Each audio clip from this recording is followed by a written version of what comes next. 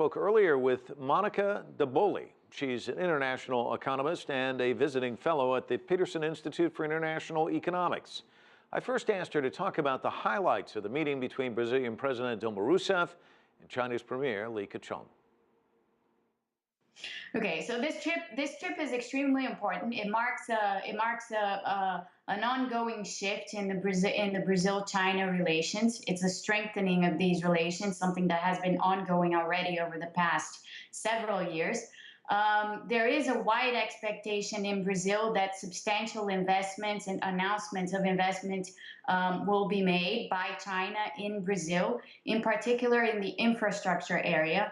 Infrastructure is one area that Brazil has been trying to get many things off the ground in the last few years, not with a lot of success.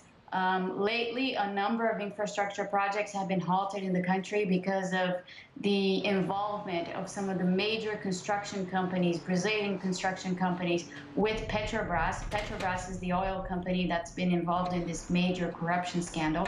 So there are a lot of infrastructure projects that are not happening at the moment because of the Petrobras problems. And so there is an expectation that Chinese investment might unlock some of these infrastructure projects, and that would be indeed extremely good news for the country.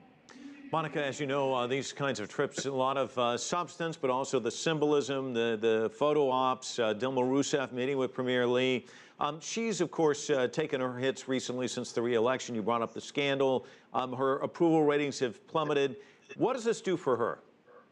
Well, this gives her at least some positive news to give to the country, which is something that, for her has been lacking. As you mentioned, her approval ratings have really plummeted since the election. She's now only at 13% approval.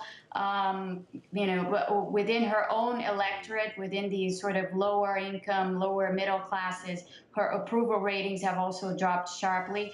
A lot of it is reflecting lack of confidence and sort of, bad sentiment towards what's been going on with the economy more generally.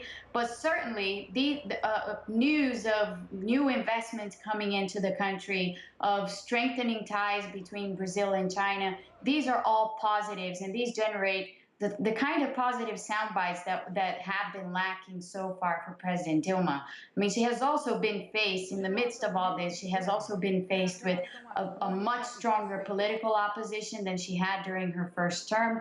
So certainly this is an extremely positive event for her. Brazil's the only Latin American country to sign up for China-led AIIB. What does that say about the strength of this relationship? Well, I think it says a lot. Brazil and China have been strengthening their ties over the last decade. Trade between the two countries has increased 13-fold over the past 10 years.